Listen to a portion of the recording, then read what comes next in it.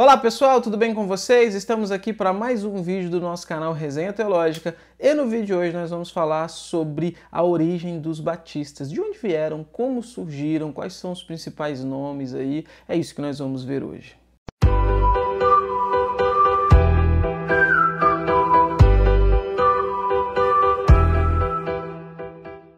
A denominação batista é uma das maiores denominações do mundo, né? Figurou aí por um longo tempo como a maior denominação protestante do mundo. E assim, ela tem grande influência com grandes nomes, grandes teólogos como Charles Spurgeon, John Bunyan, né? E outros mais. Mas sempre tem essa discussão um pouco acalorada, inclusive em alguns círculos, né? De qual que é a origem dos batistas, né? De onde surgiram, como que vieram, como que aconteceu, será que vieram de João Batista, será que vem dos anabatistas, qual que é essa questão? E para a gente entender um pouco da questão da origem dos batistas, a gente precisa voltar um pouquinho no tempo, né? Na questão da Reforma Protestante, com Martinho Lutero, lá no século XVI, né? Que vai então ser o grande nome da Reforma e que vai começar a Reforma ali na Alemanha e reforma essa que vai se espalhar então pela Europa inteira, territórios como a Suíça, territórios como a Holanda, né, e outros mais, e chegando inclusive na Inglaterra, com o rei Henrique VIII.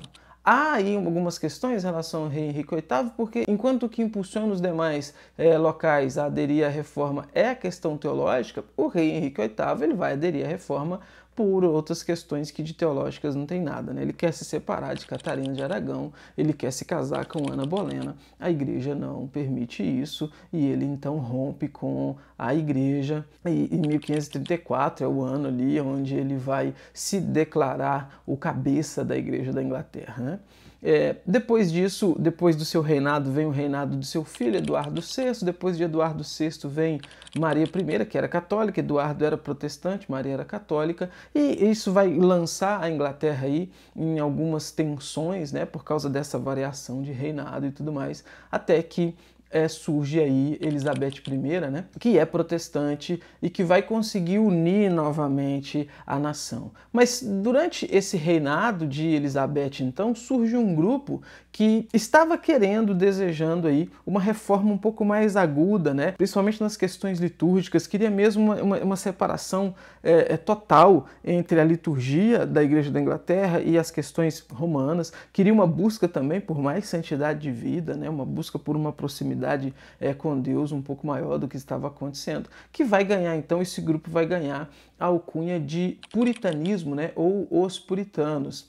E assim, é nesse contexto, então, é nesse momento que vai surgir o movimento batista. Isso é consenso, pelo menos nas duas principais teorias, né, sobre o movimento batista. E quais são essas teorias, né? Eu falei duas principais, na verdade a gente vai analisar três aqui, mas quais que são essas teorias? A gente tem uma primeira teoria que tenta ligar a origem dos batistas com a era apostólica, que é a teoria chamada teoria sucessionista. Existe uma segunda teoria, que é a teoria conhecida como afinidade anabatista, e esses vão defender que os batistas surgiram do movimento anabatista. E existe uma terceira teoria, então, que é a teoria que vai ser chamada de descendência puritano-separatista, que vai defender que os batistas, então, emergiram aí dos movimentos separatistas e puritanos, eu acabei de falar dos puritanos, do final do século XVI.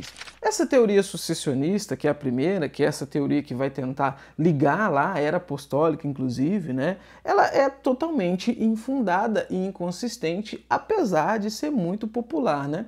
Essa teoria ela vai ganhar força a partir de um movimento conhecido como landmarquismo, que é um movimento que surge ali no sul dos Estados Unidos em meados do século XIX, com um pressuposto, né, de que existiria uma continuidade visível na história da igreja entre os batistas e João Batista, ou seja, começa com João Batista e eles vão dizer que vai se conseguir puxar um fio de João Batista até os batistas. Os principais proponentes dessa teoria são aí alguns batistas norte-americanos, né, como J.M. Carroll, que popularizou essa ideia através daquele famoso livro Rastros de Sangue, né, aquela coisa, enfim, que muita gente leu, muita gente tem aquilo como verdade incontestável e tudo mais. Que é, inclusive, enfim, uma teoria ainda muito popular no meio batista, né? Só que é curioso notar que, assim, para sustentar essa tese, né, eles precisaram relacionar, então, os batistas com alguns grupos aí no decurso da história, que são, inclusive, grupos heréticos, movimentos heréticos, como, por exemplo, os montanistas lá do quarto século, né? Mas, na verdade, isso não passa de uma lenda landmarquista, né, que não tem fundamento histórico nenhum. Segunda teoria é a teoria da afinidade anabatista. E aqui a gente já começa, então, a chegar numa questão histórica um pouco mais pesquisada e que difere totalmente dessa teoria sucessionista, né? Essa teoria, então, ela vai defender que os batistas tiveram a sua origem nos anabatistas, né? Aquele movimento que, assim, bem complexo e bem multifacetado, né? O termo anabatista é um termo pejorativo que foi aplicado aí a alguns protestantes que acreditavam e defendiam que o batismo ele era algo que deveria ser administrado somente a pessoas regeneradas. Ou seja, eles eram contrários ao batismo infantil, eles eram contrários a essa noção de que as crianças, então, precisam ser batizadas quando nascem. Eles pregavam, inclusive, a necessidade de um novo batismo para aqueles que haviam sido batizados enquanto infantes, entendendo que esse batismo inicial, então, ele não tinha validade alguma, né? O problema é que o movimento anabatista, ele era um movimento bem assim, bem pendular, vamos chamar assim, né? Ou seja, ele variava desde um pacifismo muito grande, em nomes como Menno Simons, por exemplo, até um anarquismo radical, com nomes como, por exemplo, Thomas Manster, né? Que vai fazer aquela revolução lá na Alemanha, vai puxar aí a revolução dos camponeses, aquela coisa toda maluca lá, que vai ser, inclusive, defensor de práticas violentas, né? De se pegar em armas e tudo, para defender o ponto de vista religioso dele e tudo mais. É reconhecido que houve, sim, durante a história algumas injustiças, né? Algumas associações caluniosas e preconceituosas em relação aos anabatistas. Por exemplo, vai circular, melhor dizendo, na Inglaterra, um documento anônimo, né, que alegava que o povo inglês corria perigo, né, tentando chamar os ingleses aí a tomarem cuidado, né? O documento dizia o seguinte: um aviso para a Inglaterra, especialmente para Londres, na famosa história dos anabatistas, suas pregações e práticas selvagens na Alemanha, tentando ligar os anabatistas ingleses com o movimento de Thomas Manster lá na Alemanha e tudo aquilo que aconteceu. E diferente, então, dessa teoria sucessionista, a defesa desse surgimento aqui, dessa ligação aos anabatistas, ela vai ter, sim, alguma defesa histórica, inclusive no meio acadêmico. A terceira teoria é a teoria da descendência puritano-separatista, que é uma teoria que vai defender, então, que os batistas surgiram do movimento separatista inglês, que é aquele movimento que eu comecei falando lá no começo do vídeo, que busca, então, essa purificação da igreja e rompe com a igreja, né? Eles vão, num determinado momento, eles vão romper com a igreja da Inglaterra, entendendo que a igreja da Inglaterra, a igreja anglicana, ela não tinha se reformado suficientemente. E aí, então, que vai surgir esses termos, como eu falei, puritanos e também separatistas. Então, há quem defenda que o movimento batista, a denominação batista, ela vai surgir desse grupo aqui. Então a gente vai ter estudiosos aí da envergadura de Kenneth Latouré, Augustus Strong e, mais recentemente, alguns historiadores como Timothy George, Thomas Nettles e Michael Heiken, que vão ser os principais nomes aí mais recentemente a defender, a advogar essa teoria. Existe então um grande grupo que defende a origem dos batistas nesse movimento separatista, puritano, e aí vão se ter dois braços aqui dos movimentos batistas, que são batistas gerais e batistas particulares, né? Esses termos eles estão relacionados à questão de como se enxerga e como se interpreta a expiação de Cristo. Então, por exemplo, os batistas gerais eles vão entender que a expiação, a morte de Cristo, ela é geral, ela é para todos os homens. Os batistas particulares eles vão entender que a expiação de Cristo ela é só para aqueles que são salvos, né?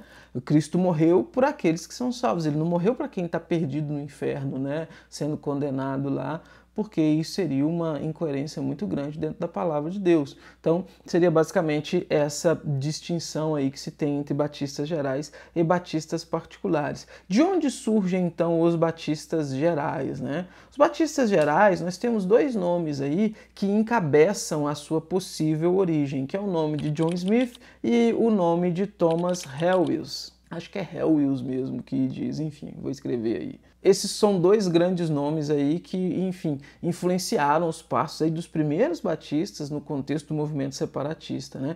Eles foram refugiados na Holanda por causa da perseguição que havia em relação aos separatistas, aos puritanos ali na Inglaterra, e lá então eles vão sofrer uma forte influência dos anabatistas holandeses da escola de Menno Simons, que é o pai do movimento menonita, né? John Smith, ele vai nascer em 1570, né?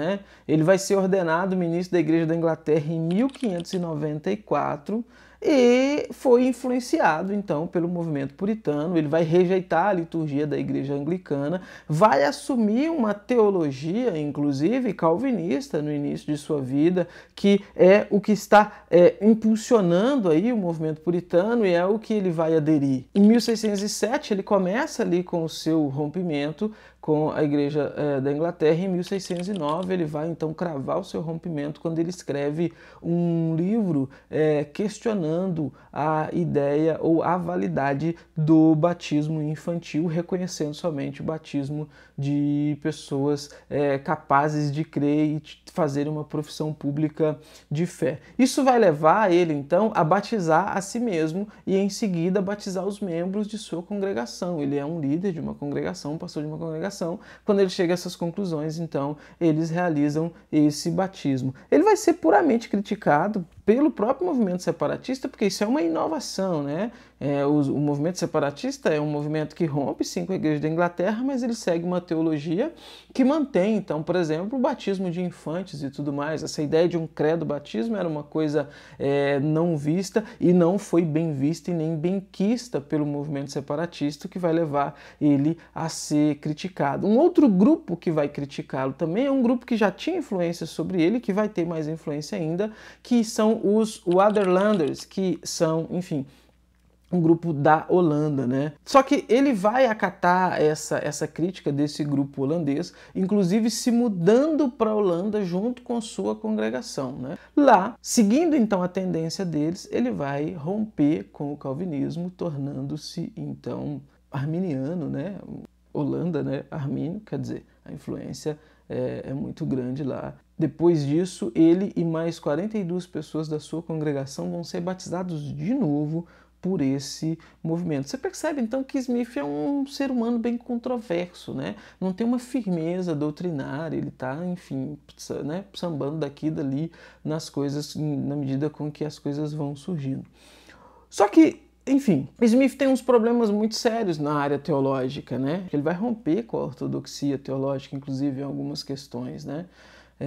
Além de acatar o arminianismo, existem diversas outras áreas aí da sua teologia que são bem complicadas. E um dos que o acompanharam era um homem chamado Thomas Helwys, então, que vai se tornar o principal líder dos batistas gerais, né?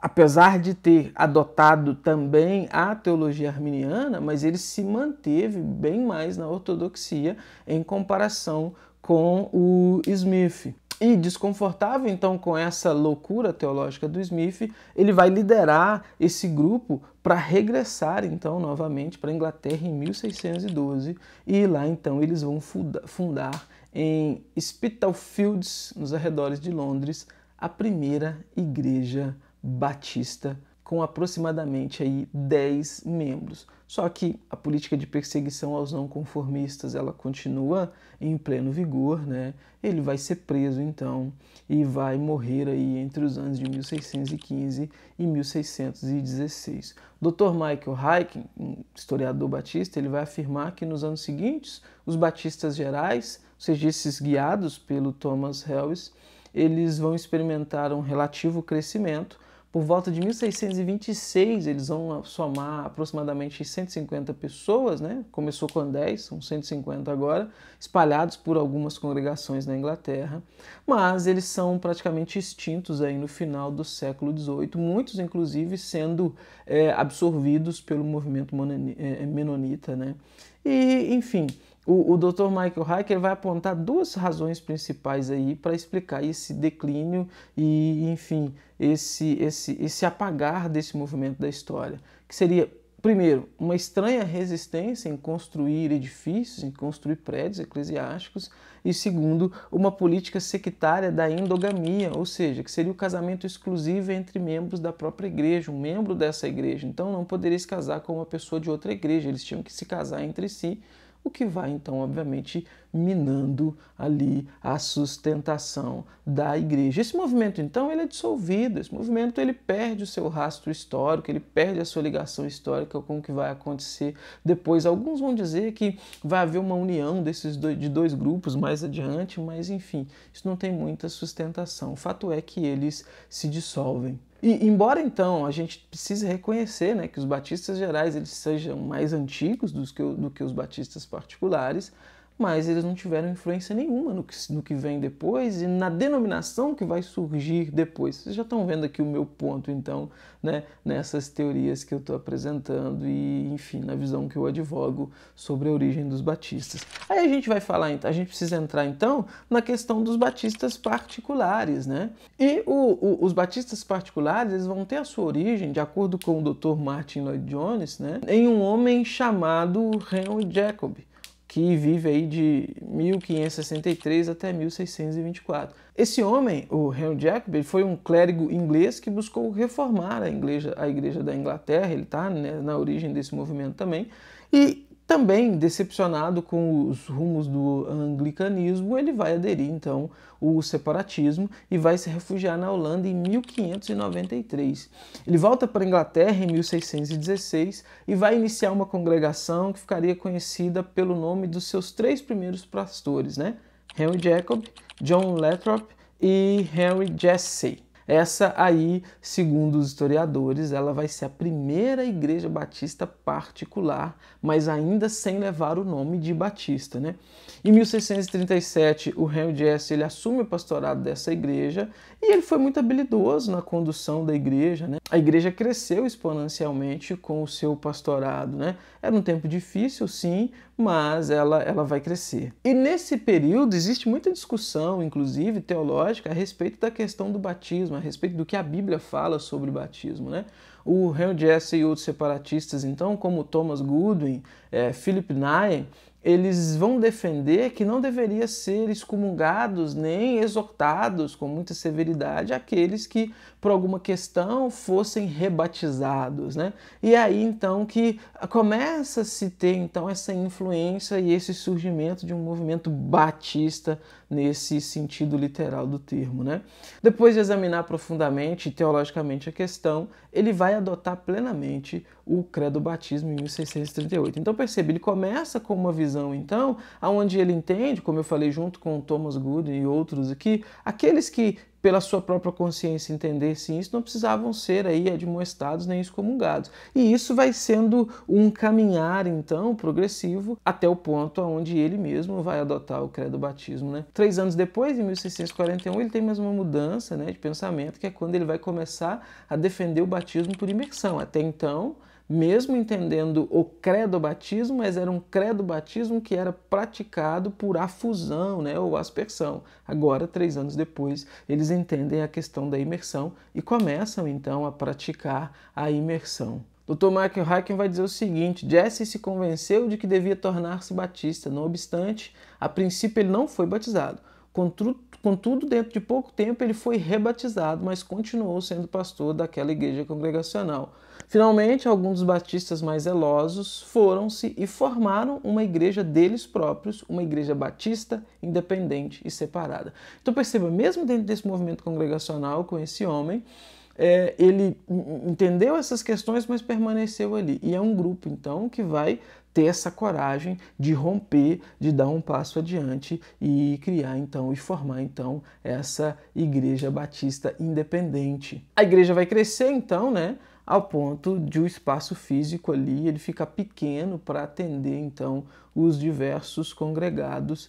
E, de acordo com o Dr. Michael Heiken, essa igreja vai se dividir depois em duas igrejas, né? Não por algum racha e tudo mais, mas para que tivesse uma melhor acomodação ali dos seus membros, né? E todas as duas, então, elas vão crescer, vão crescer.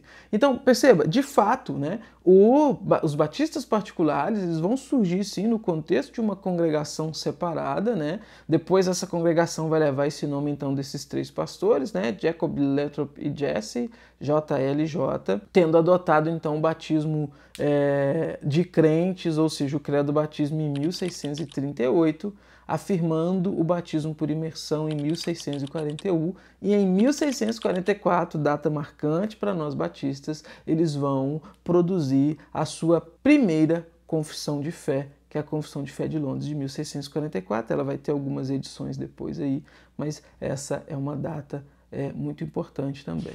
E aí a gente tem um outro nome aqui muito importante nesse contexto, que é o nome de John Spilberg. Quem que é esse homem, né? Ele vai ser, muito provavelmente, membro dessa igreja desses três pastores, né, JLJ, e vai estar sob o pastorado aí do Henry Jesse, e ele vai ser o responsável por organizar em Londres, na região de Wapping ali, né, uma igreja batista, e vai ser a primeira igreja a adotar definitivamente a causa batista calvinista. Essa igreja dele vai crescer, né, vai crescer bastante. Por volta de 1670, eles vão reunir aproximadamente 300 pessoas no culto dominical. Esse homem, então, de novo, John Spilberg, ele é considerado o primeiro pastor de uma igreja batista particular, claramente identificado, claramente organizado. Vai exercer uma influência muito grande sobre outros pastores, vai ajudar a fortalecer o movimento batista calvinista inglês, né? E vai ter uma influência também aí, né, nessa primeira confissão de Londres de 1644, que é uma confissão batista declaradamente, claramente calvinista. E aí a gente precisa pensar em outros nomes batistas, calvinistas desse mesmo período aqui, que são muito influentes e são muito importantes para a nossa denominação. Hansard Knowles, William Kiffin, Benjamin Kitt, Henry Jesse, né, já falamos dele, John Bunyan, dentre outros, né? Eles vão permanecer então com essa convicção firme, calvinista, defendendo isso, pregando isso, conduzindo as suas igrejas de acordo com essa teologia e com essa tradição. A partir da segunda metade então do século XVII, os batistas particulares calvinistas vão crescer exponencialmente, né? Eles somavam aí 7 igrejas em Londres e mais 47 igrejas espalhadas por toda a Inglaterra, e só não cresceram mais nesse período por causa da perseguição implacável que sofreram, né? A gente vai ter depois a restauração da monarquia na Inglaterra sob o reinado de Carlos II, que vai implicar então um período aí de grandes provações, grandes perseguições entre os batistas e outras igrejas desse período, igrejas independentes e tudo mais. Vão haver aí inúmeras prisões, inúmeras mortes por questões políticas, questões religiosas. Alguns vão buscar refúgio na Alemanha, outros vão buscar refúgio na Holanda, em outros países da Europa, até mesmo na América, o que vai contribuir também para a disseminação e para espalhar o movimento batista em outras regiões aí do mundo, né? Nós vamos ter depois então a promulgação do Ato de Tolerância em 1689, que foi algo assim decisivo para ajudar os batistas a continuarem crescendo e se espalhando por outras partes do mundo, né? Esse ato de tolerância é uma lei que o parlamento inglês vai aprovar, que vai conceder liberdade a certos grupos religiosos que não faziam parte da igreja da Inglaterra terminando então, cessando então essa perseguição aí aos separatistas e, enfim, ao que sobrou deles, ao que restou deles aí.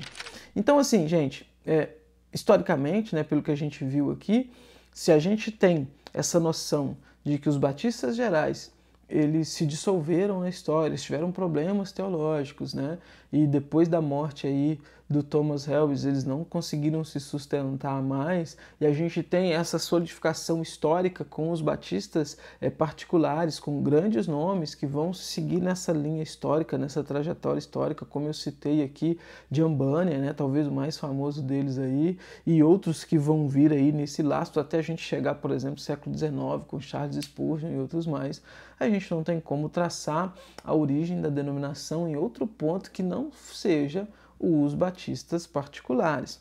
Os gerais são mais antigos? São, a gente viu isso daqui, mas acabou, se dissolveu, não tiveram influência, os que influenciaram mesmo foram os particulares. Com isso, a gente pode concluir então e entender que a origem do movimento batista que existe hoje, a origem das igrejas batistas que nós temos hoje, ela é de uma origem, sim, de teologia reformada, de teologia calvinista. 1689, também, como consequência, né, dessa liberdade religiosa que vai surgir, nós vamos ter, então, a edição da Segunda Confissão de Londres, de 1689. Esse é o nome que ela vai trazer, que, na verdade, ela é produzida em 1677, mas vai ser editada e lançada em 1689, que é o que vai guiar muitas igrejas batistas durante muito tempo, né? Até hoje, muitas igrejas batistas de linha calvinista e reformada seguem essa confissão de fé. A nossa igreja, por exemplo, segue. Eu conheço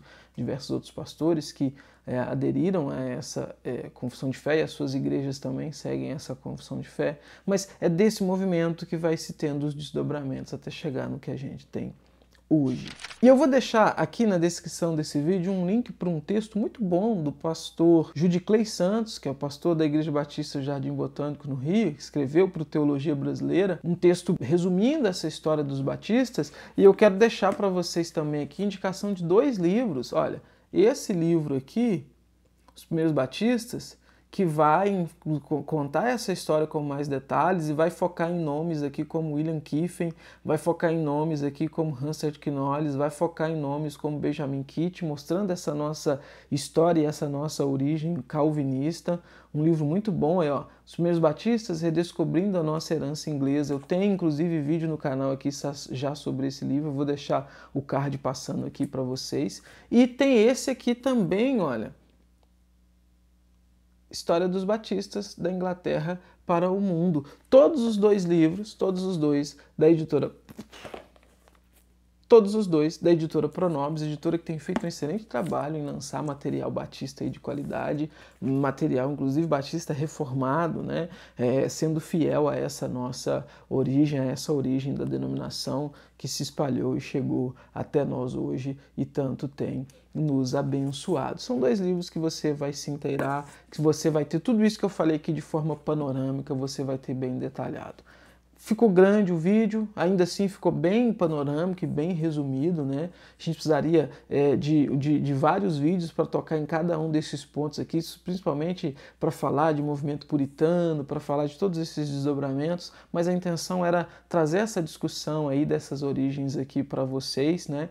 E instigar a essa leitura, a essa pesquisa também, para se ter mais informações sobre esse assunto.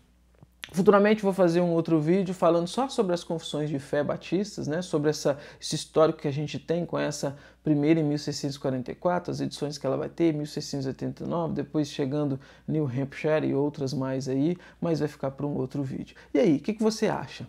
Qual a origem dos batistas? Você acredita na teoria sucessionista, que a gente vem desde João Batista? Você acredita na teoria anabatista? Você acredita nessa teoria dos movimentos separatista, puritano? Dentro dessa teoria, você advoga os batistas gerais, batistas particulares? Como você vê isso? Deixa aqui nos comentários. Vamos continuar trocando essa ideia aqui nos comentários.